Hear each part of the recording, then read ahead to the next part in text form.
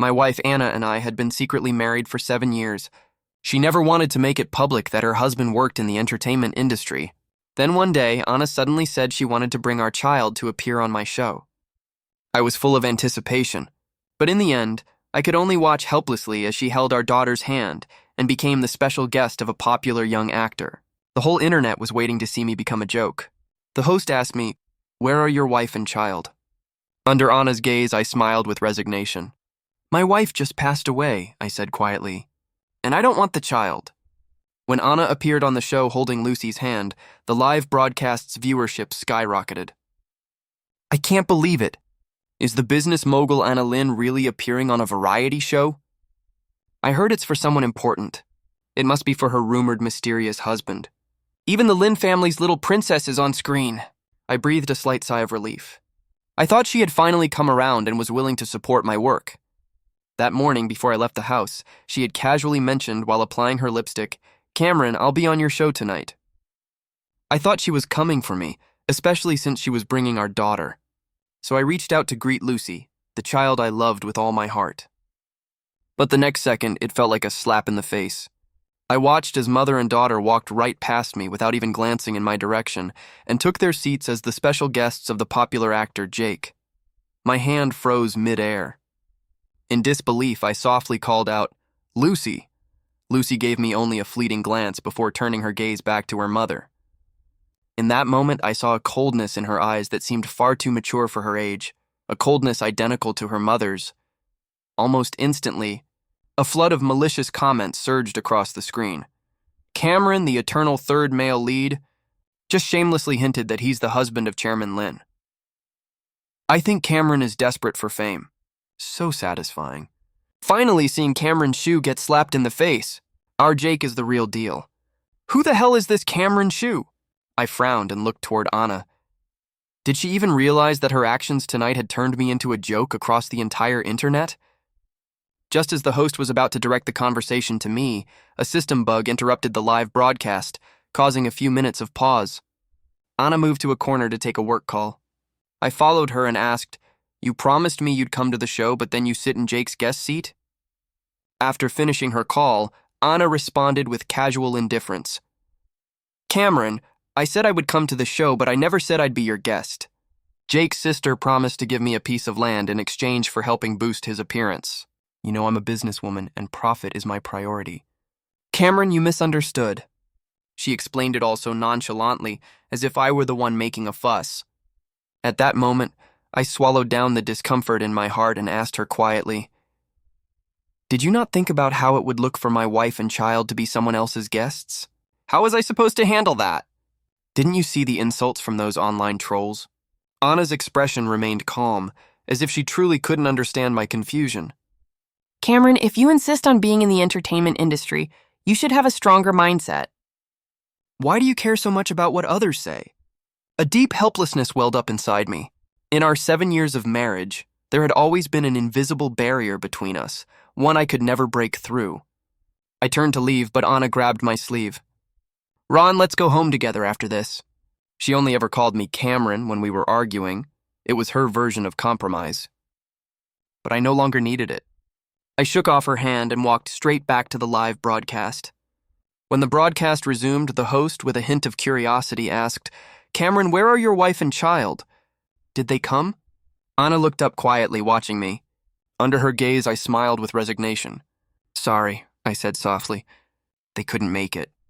My wife just passed away, and I don't want the child." Anna pressed her lips together, her eyes deep and unreadable. The comments on the live stream continued to scroll rapidly. Has Cameron gone crazy? Couldn't lie his way out, so he's flipping the table? This is hilarious. He doesn't even have a wife. Today I didn't feel like indulging these netizens.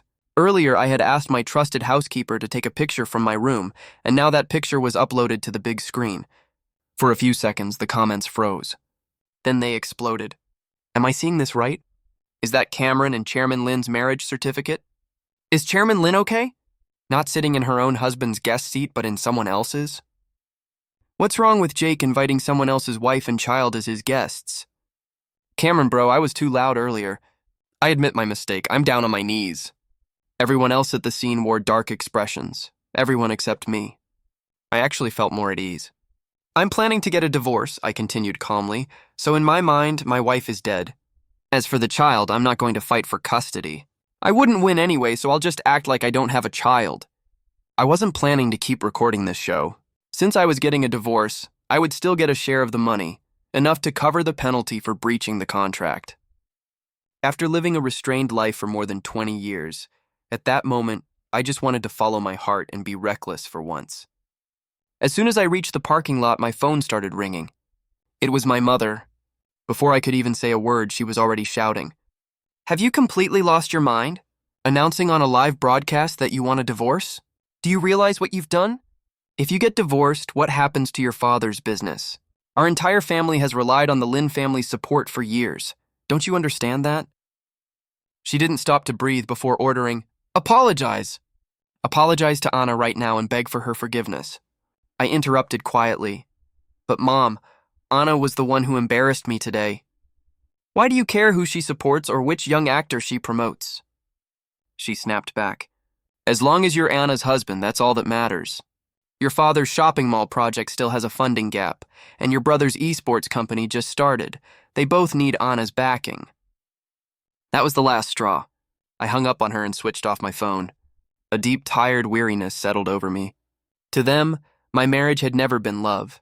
It was a business arrangement, a bargaining chip to be used until it was drained dry. When I turned around, I saw Anna leaning against my car. Her figure was slender, her posture as graceful as ever. "Where's Lucy?" I asked. "I sent her home with the driver," she said calmly. "I've called off the show. There won't be any trending topics tomorrow either." Calling off a show, silencing the internet, none of that was surprising. As the heiress of the Lin family, she had both the money and the power to make anything disappear. Anna always handled things cleanly, decisively, and with that unshakable confidence that made her seem untouchable. She probably thought this was no different, that my declaration of divorce was just something I'd said out of anger. In her mind, a few soft words from her would make me relent, just like always. Her voice softened almost to a whisper. "You've made such a scene today. The whole internet is going to laugh at me." I gave a short laugh and threw her own words back at her. "Chairman Lin, you're the one who should have a strong heart. Why care about what others say?" Anna froze for a second, her hand resting on the car door I was about to open. "Are you upset because of Jake?" she asked quietly. "I only did it for that piece of land." I couldn't help but laugh. "Anna, do you actually believe that yourself? When have you ever been short of land?" My voice hardened. "It's because Jake looks like him, doesn't he? The photo in the hidden compartment of the second cabinet in your study. Not just Jake, even I look like him. That's why you married me, isn't it?" Her hand fell away from the door instantly. Her face turned to ice. "From now on," she said coldly, "don't touch my bookcase again." And just like that, the fragile illusion we had been living in shattered completely. I looked at her, every word deliberate and final. "Anna, there won't be a from now on. I'm filing for divorce. Ever since I was born, my family's business had been in decline. I grew up as the least favored child, the one people whispered about. To them, my marriage wasn't about happiness, it was about survival. They expected me to marry into wealth and save the family from collapse. My mother was a woman who acted fast. She started arranging blind dates for me as early as my sophomore year in college. I agreed to all of it, not out of obedience, but in exchange for something I desperately wanted, her permission to pursue acting. Becoming an actor, a movie star, that was my only dream. At first, it had been my best friend Martin's dream. After he passed away, it became mine. Before Anna appeared, I thought I was doomed to marry a wealthy woman from Hong Kong who was 20 years older and twice my size. She was rich, and that was all that mattered to my family. Everyone was thrilled about the match, everyone except me. Then, unexpectedly, I got set up on another blind date. A family like the Lin family? How could they possibly be arranging a marriage with a small, insignificant family like ours? My father asked in disbelief. My mother didn't care. She was practically glowing with excitement. Who cares why? The important thing is to catch this big fish. On the day of the blind date, I sat across from Anna like a puppet. At first glance, I was completely captivated. She was stunning, elegant, poised, and confident. I couldn't understand why someone like her even needed to go on a blind date. Then suddenly, the new waiter spilled hot coffee on my hand. I winced, ready to brush it off, but Anna immediately stood up. Without hesitation, she grabbed my wrist and pulled me to the sink, carefully running cold water over the burn. "This will make the pain go away faster," she said softly. Maybe it was that small moment of kindness that made me think marrying her wouldn't be so bad. Later, when the Lin family officially came to discuss the marriage, my mother was ecstatic, like she had won the lottery. I didn't protest. After all, Anna was young, beautiful, and 1,000 times better than that wealthy woman from Hong Kong. After we got married, Anna treated me well enough. Aside from her lack of support for my acting career, she was nearly flawless as a wife. During our free time, she would take me hiking to the highest mountain in Hong Kong to watch the sunrise. We'd go out to have the best, most authentic Hong Kong-style tea. We'd walk hand in hand through the narrow streets like any ordinary couple in love. She once told me she had gone to university in Hong Kong, that she had a special attachment to the place. But it wasn't until the 7th year of our marriage that I learned the truth. She loved Hong Kong because there had once been a man there, her first love. Like every cliché love story among the wealthy, Anna's first love had been torn from her by her family. And he was gone. Dead. That blind date we had, it wasn't fate. It was just a decision she made after taking over her family's business, a practical, emotionless choice. One day, when I was in her study, I found an old photograph hidden in her bookcase. On the back it said, "My dearest Paul." On the front was a man who looked about 70% like me. And in that moment, everything made sense. I was never her husband. I was a replacement. Every sunrise, every cup of tea, every street we walked together, none of it was truly ours. They were all shadows of her past with him. The love I believed in had never been real. The underground parking lot was silent, so quiet you could hear a pin drop. With a soft click, Anna lit a slim cigarette. Smoke curled around her as she exhaled slowly.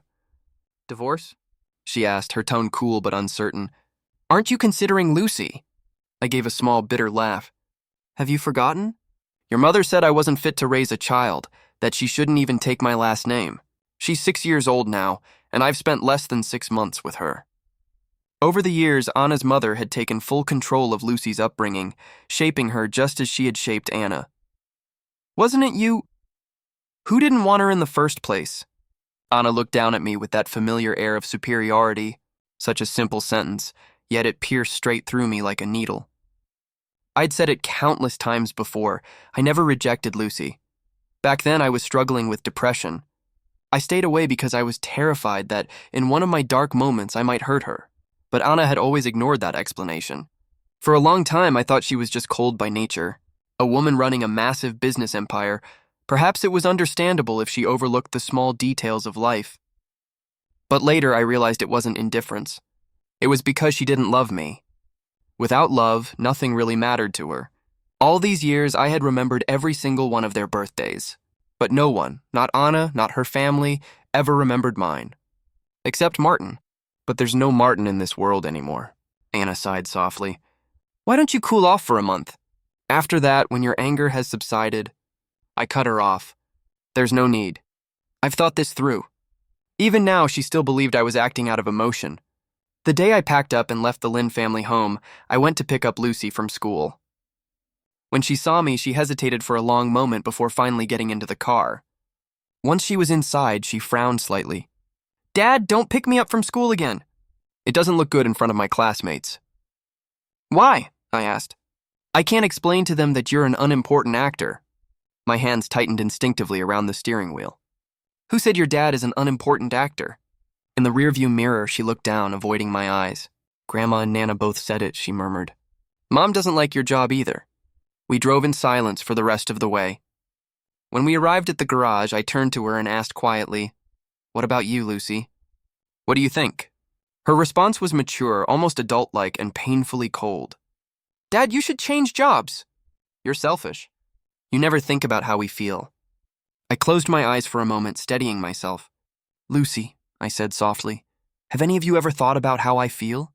Then, colder than I intended, I added, "In the future, you won't be embarrassed anymore because I won't be picking you up from school again." It was the first time I had ever spoken to her in that tone. When she got out of the car, Lucy froze, staring at me in confusion. I didn't look back. I just started the engine and drove away from the Lin house at full speed. In the rearview mirror, I saw her small figure standing alone, and behind her, Anna's silhouette on the second-floor balcony. Both grew smaller and smaller until they disappeared completely. I glanced at the divorce certificate lying on the passenger seat and sighed deeply.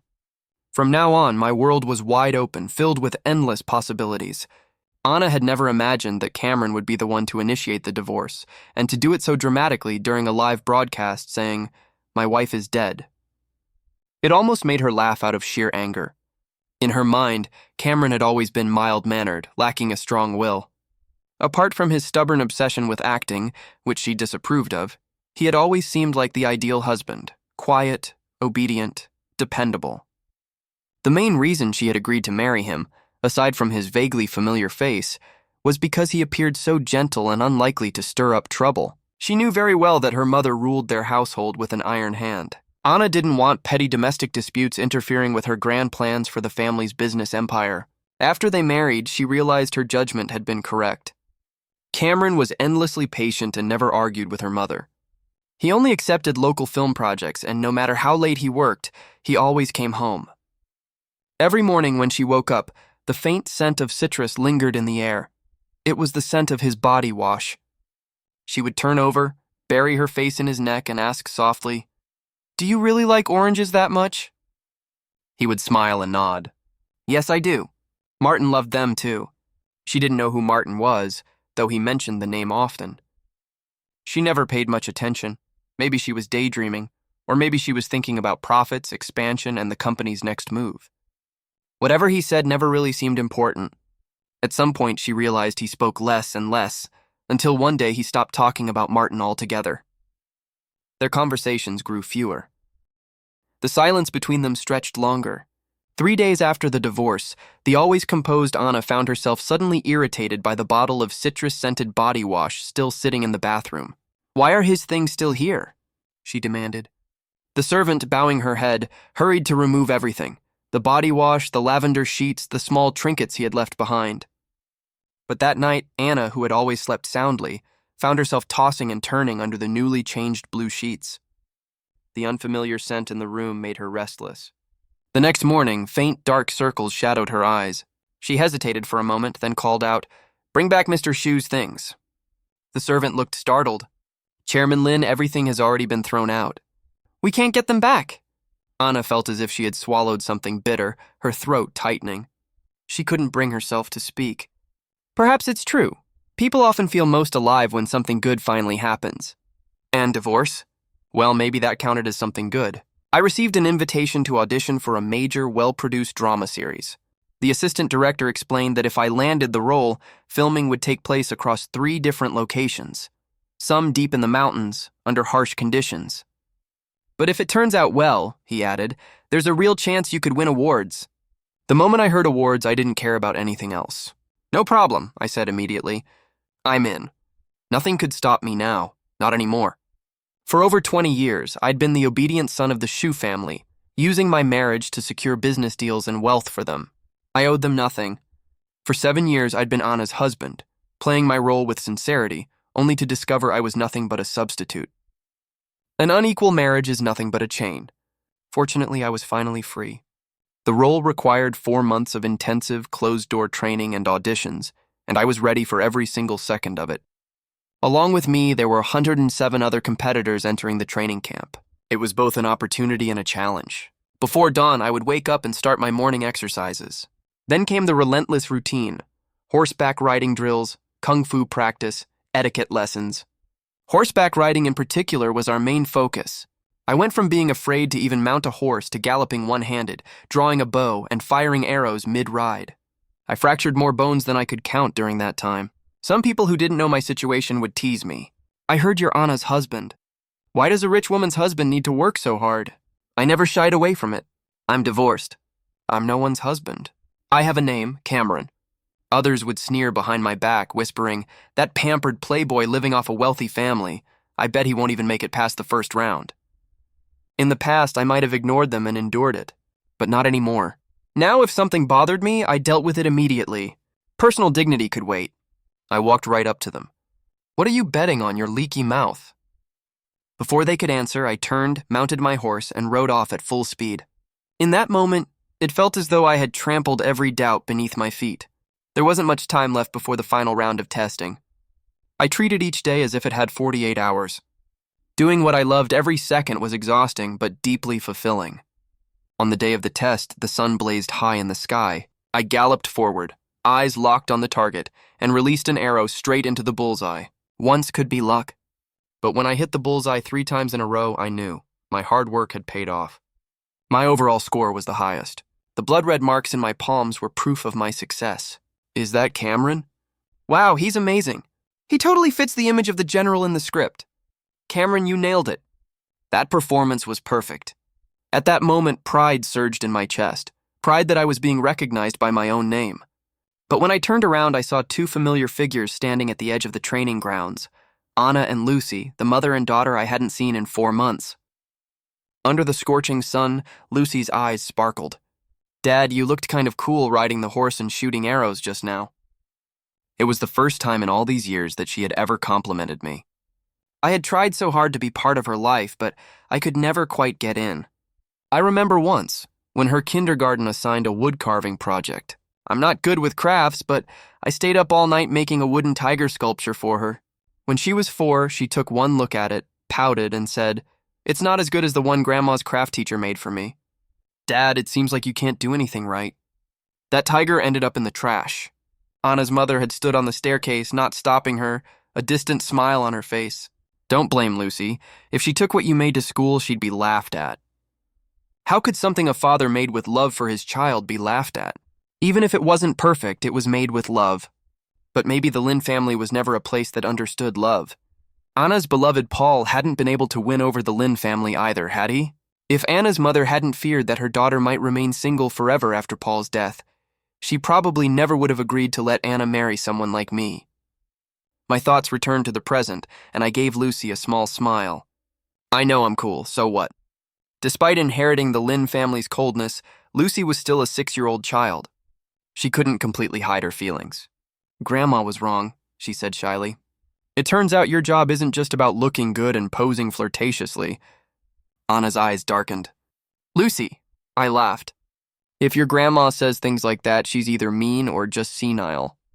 Lucy hesitated, then whispered, Dad, my birthday is next month. Will you come home? I won't. Actors like me don't deserve to attend your birthday, sweetie. Her eyes instantly turned red, and she was about to say something, but Anna cut her off. Go wait in the car. I need to talk to your father. Lucy had a deep respect for her mother and never dared to disobey. She reluctantly walked toward the car, glancing back at me again and again. When I looked up, Anna's gaze was locked on me, intense. A faint smile played on her lips. Cameron, why is it that after the divorce you seem like a different person? She asked softly. You're more articulate and much more cheerful than before. I raised an eyebrow. Do you think I care about your opinion? If you've got something to say it. I'm busy, I don't have time to listen to you go on and on. Those were her exact words once, back when she didn't have time for me. Not going to talk, huh? I turned to leave. But she grabbed my arm tightly. Cameron, happy birthday. Divorced, and now she remembered my birthday. I slowly pried her fingers off my arm one by one. 7 years later, a belated birthday wish. Who would be happy about that? I didn't wait for her response. I walked straight back to the training area, leaving Anna standing there, alone, uncharacteristically forlorn. Soon I was fully immersed in the intense filming schedule with the crew. Sometimes a single scene required dozens of takes because of acting, timing, or someone forgetting lines. But no matter how exhausting the work was, it wasn't as tiring as constantly running into Anna. Every evening, her car would be parked at a discreet distance along the road to my dorm. Her hands were never empty. Sometimes she brought soup she had made herself, other times a box of pastries from a Michelin-starred chef. These were things she had never done before, things I'd never imagined she was capable of doing. She had always been proud, aloof, unwilling to show our relationship in public. But now it seemed she didn't care about hiding it at all. At first, the other actors in the crew looked at me with envy. Cameron, is your ex-wife really Chairman Lynn? She's even more beautiful up close. Is she trying to get back together with you? Are you two reconciling? She's amazing, man. I stayed calm and told them. She has a dead lover in her heart. I was just his stand-in for 7 years. We were married for 7 years and she never fell for me. There's no reason she'd suddenly love me after the divorce, right? Do you really think I should walk back into that trap? To become the Lynn family's kept man again, with no freedom, no love, and nothing but a... It was just a financial lifeline for my parents' business. They all shook their heads, saying, no way. After that, they no longer looked at Anna with admiration. Sometimes they would whisper to me, hey, that woman's here again. Anna, looking a bit weary, would step out of her car in high heels. I've had trouble sleeping on this business trip abroad, she'd say softly. Cameron, where did you get that body wash you used to use? It seems like that orange scent could help me sleep. I smiled slightly. I made it myself. You can't buy it anywhere. She hesitated for a moment. Then could you? No, I wouldn't, and I didn't want to do anything for her anymore. She didn't get upset. Instead, she pulled a ring from her pocket and handed it to me. You once said you wanted us to wear wedding rings together. As she spoke, the ring slipped from our fingers, falling to the ground and gathering dust, because I hadn't even tried to catch it. She frowned slightly at me. You don't like it? I like it, I said quietly, just not when it's from you. A trace of confusion crossed her eyes. I spoke clearly, word by word. Anna, a proper ex should be like they're dead. I remembered something she had once said to me. Cameron, I really don't like it when people say my husband is a third-rate actor. Do you understand? And so we kept our marriage a secret for 7 years. History doesn't repeat itself, but it often rhymes. Anna, I really don't like it when people keep bringing up my ex-wife, Anna. Don't come back again. Do you understand? Once again, Cameron turned his back on Anna and walked away. For the first time, Anna felt a slight sting near her heart, especially when the ring hit the ground. She picked it up, glanced at it, and then, with a flick of her wrist, threw it into the nearby artificial lake. A few ripples spread out before the water returned to calm. Cameron would never know that this pair of rings was something she had personally helped to design. Inside the ring, the letters C and A were engraved, representing the first letters of their names. She only wanted to make up for the regrets of the past. She felt like she was losing her mind. Ever since the divorce, when her insomnia became untreatable, it was as if something within her blood had awakened. It seemed to be screaming that she needed to reassess her relationship with Cameron. That night, unable to sleep again, she decided to drink until she was tipsy and called an old friend to join her. Her friend, swirling a glass of red wine, looked at her in confusion. Are you telling me that only after the divorce you realized you loved your husband? Anna paused for a moment, then let out a bitter laugh. Maybe I'm just not used to it. Her friend chuckled. And compared to the one from before, who are you more used to? She knew her friend was referring to Paul, the younger student she had dated in college. Paul was the heartthrob of the university, handsome and bold, and when he liked someone, he pursued them passionately. He wooed Anna with every romantic gesture imaginable, and soon the whole campus knew about them. At that time, Anna was young and naive, naturally drawn to such a boy. The day they confirmed their relationship, Paul gave her a photo and playfully forced her to write, "My dearest Paul," on it. Anna, I want to be your favorite person, he said. Anna had kept that photo all these years, almost without thinking about it. Later, Anna's father forced them apart, upholding their family's belief that it's fine to have fun, but marriage is serious. Her father's strategy was psychological warfare, using the coldest words to break down her defenses. That boy, your aunt has slept with him. That day, she broke up with Paul in her sports car. Paul's eyes were red with anger. I didn't. I was tricked by the event organizers. Nothing happened.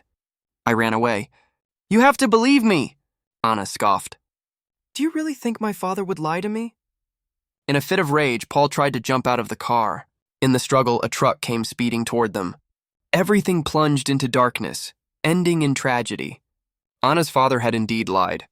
It was all because their family needed to marry into an equally prestigious one, and Paul, an orphan, was unworthy. Anna didn't attend her father's funeral afterward. Paul remained a deep-seated guilt in her heart, unrelated to love, just guilt. If she had believed him, if she hadn't passed out that day, if she could have pulled him out of the car in time, maybe he wouldn't have died. A few glasses of wine later, the story was finished. Her friend patted Anna on the shoulder. What you feel is just guilt. Guilt is not love. She looked into Anna's hazy eyes. Think about it. If it had been Cameron in the car that day, what would you have done? Anna didn't speak for a long time. She took a large gulp of wine, bit her lip, and finally, with a hint of drunken self-mockery, said, "Then I guess I would have died with him." The crew rarely had a day off. The third female lead in the group shyly asked me to go to a movie. I politely declined. I'm only focused on my career right now. I have no plans for a relationship. She smiled, but still handed me the movie ticket. You can watch it or not. But if you ever plan to start a relationship, please let me take a spot in line. I laughed, amused by her honesty and naivety. When I looked up, I found myself locking eyes with Anna's cold gaze. Lucy was standing beside her. I sighed. Why is this happening again? Half an hour later, we were sitting in a cafe. Lucy raised her little chin arrogantly. Dad, I don't like you being involved with that woman we just saw. I chuckled. Skusk, you're still so young, but your heart's already as big as a boss lady's. Sweetheart, you live in a villa. You can control the servants, but you can't control others. Lucy clenched her little fists. Dad, you've changed. I don't like the way you are now. You're so cold to me and Mom. I took a sip of coffee. Am I? But I quite like the way I am now. In her anger, she accidentally knocked over the juice, spilling it onto her white dress.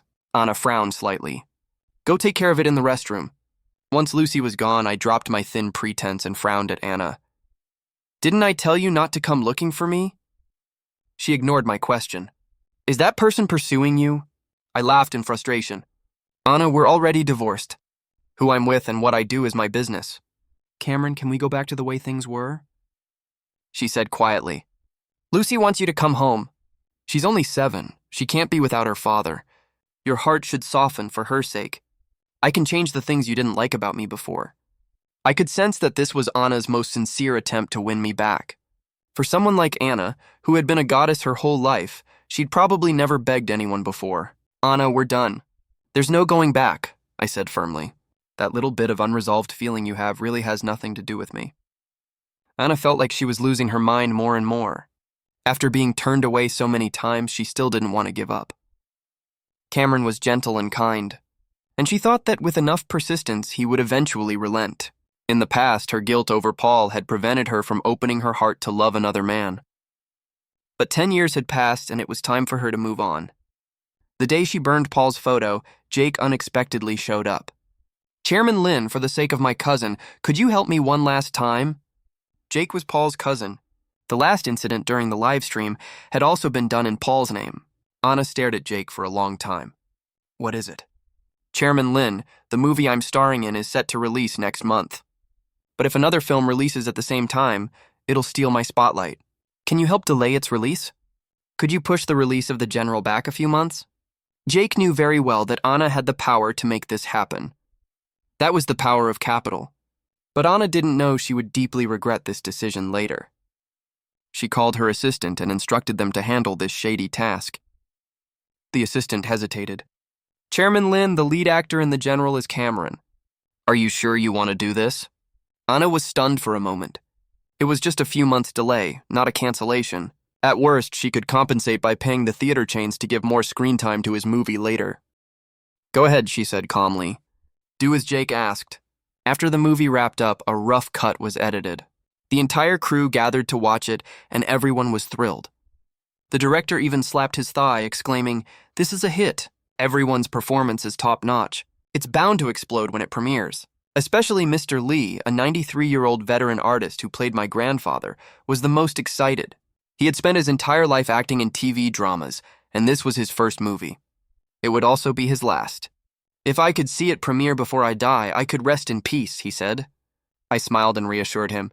Soon, just 2 more months, and it will be released.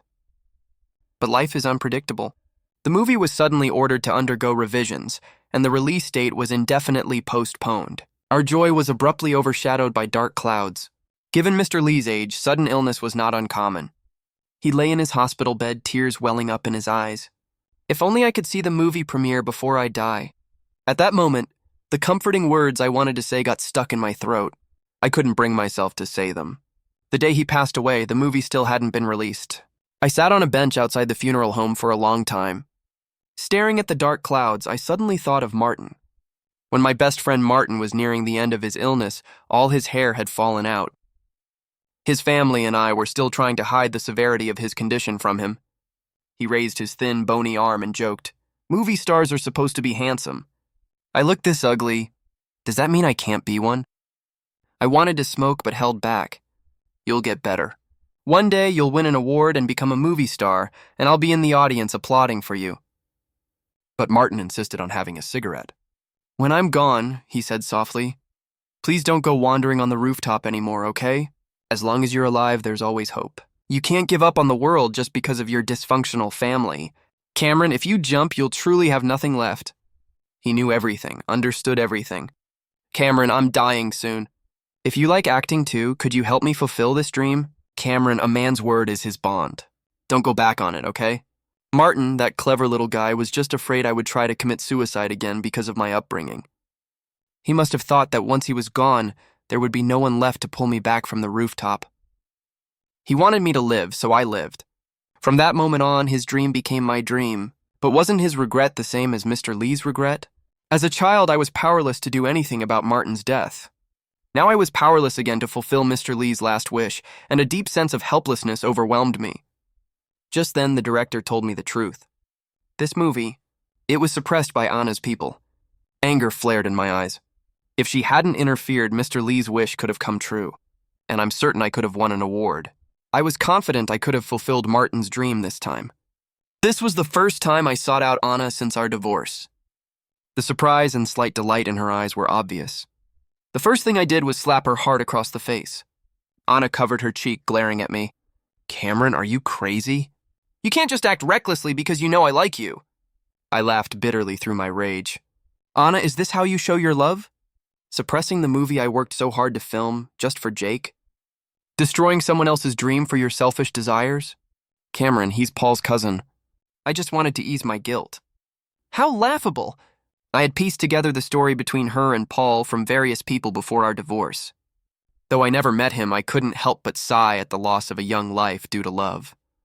"Anna, if you were truly so devoted, you should have died with Paul when he passed away. Why drag someone else's life into your guilt?" Anna's fingers trembled slightly, and for the first time, her face showed an unprecedented dishevelment. Her voice was hoarse. "Cameron, I just want to start over with you. Maybe you won't believe it, but I've suddenly realized that I actually love you." I stood at the door, backlit by the light, and sneered. "But Anna, I've already started to hate you." From the moment Cameron said he hated her, Anna knew there was no going back. She didn't even have the courage to appear before him again. All she could do was, like a shadowy figure, secretly gather updates about him online. Her insomnia worsened, and the doctor said it was caused by a troubled heart. A troubled heart needs a remedy of the heart, but she had none left. 5 months later, the movie in which Cameron played the lead role finally premiered. With its high-quality production and superb acting, The General became both a critical and commercial success. The day Cameron stood on stage to accept the Red Peony Award for Best Actor, she and Lucy were seated in the audience. "Mom, Dad looks so handsome, like he's surrounded by a glow." "Dad is amazing." "He fulfilled his dream." Anna nodded softly. "Your dad is excellent. He's always been resilient." She sighed softly. "It's your mom who lost him." That year, on the streets of Harbor City, after taking a phone call, Cameron had disappeared. But when she turned around, Cameron had embraced her, holding 2 ice creams in one hand. "Do you want some? It's sweet. I won't disappear. I'll hold you tight." Now, as she turned around, Cameron stood in the midst of dazzling light. But between them lay an insurmountable chasm. After the awards ceremony, she had the butler take Lucy home first. She drove alone along the ring road, trying to dispel the persistent unease in her heart. The car radio happened to be playing gossip about Cameron, the newly crowned Best Actor. "Cameron, we've heard that you might be starting a new relationship. Is that true?" Cameron's voice was clear and confident. "Life has to go on. If you meet the right person, why not give it a try?" As the host congratulated him, Anna's speed quickly accelerated. Unknown dangers loomed ahead like a beast approaching. A section of the overpass had collapsed in the middle. If Anna had driven slower and braked in time, she might have had a slim chance of survival. But she did nothing. In that moment, she suddenly gave up on all actions. Cameron was right. When Paul died, she should have died with him. She had never cherished what she had. She used Cameron to atone for her guilt over Paul's death, but now that she had lost Cameron, what could she use to replace that regret? As the car tumbled down the hill, she wanted to ask him, "Cameron, if I die, will you remember me the way you remember Martin?" But she knew the answer. He wouldn't, because she didn't deserve it. When the host announced Cameron's name, I almost experienced a momentary ringing in my ears. The director and my fellow cast members smiled and urged me to go up on stage. It wasn't until I held that crystal-clear trophy in my hand that I truly felt it. I did it. Through all the ups and downs, my hard work had finally paid off. "Martin, I've won the Best Actor award. Did you see that? I didn't lie to you. I fulfilled our dream." At that moment, I imagined Martin sitting in the audience, clapping for me with that big, goofy smile on his face. My eyes instantly welled up with tears. In my youth, I was obsessed with wanting my parents' love to be fair, wanting them to love me as much as they loved my brother, leading to endless depression and frustration. After getting married, I longed for an equal share of love from my wife and child, but it was a love I could never obtain. But now I understand.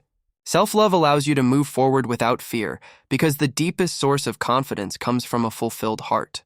After the awards ceremony, I received a call from an unknown number. It was my mother. Her voice sounded old and weary. "Cameron, I'm sick. I've been sick for a long time and didn't want to bother you. If you have time, could you come and see me?" "No. Let my brother visit you instead. He's been enjoying the benefits of being your most favored child since he was young. Now it's time for him to take on some responsibilities." With that, I hung up the phone and promptly added the number to my blacklist. Making a clean break from a toxic, loveless family was something I felt was necessary. I thought I'd be able to sleep peacefully after winning the big award. But early the next morning, a phone call woke me up. My assistant told me, "Anna drove off a cliff last night. She's confirmed dead. The Lin family is looking for you. I guess they want to invite you to the funeral." The news caught me off guard and I was stunned for a few seconds. Decline the invitation. There's no rule that says an ex-husband has to attend his ex-wife's funeral. I didn't really want to see her while she was alive. Now that she's dead, there's even less reason to. She was just a chapter in my life, one that will fade into dust and gradually disappear. I pulled back the curtains and the sun was shining brightly outside. It was another beautiful day.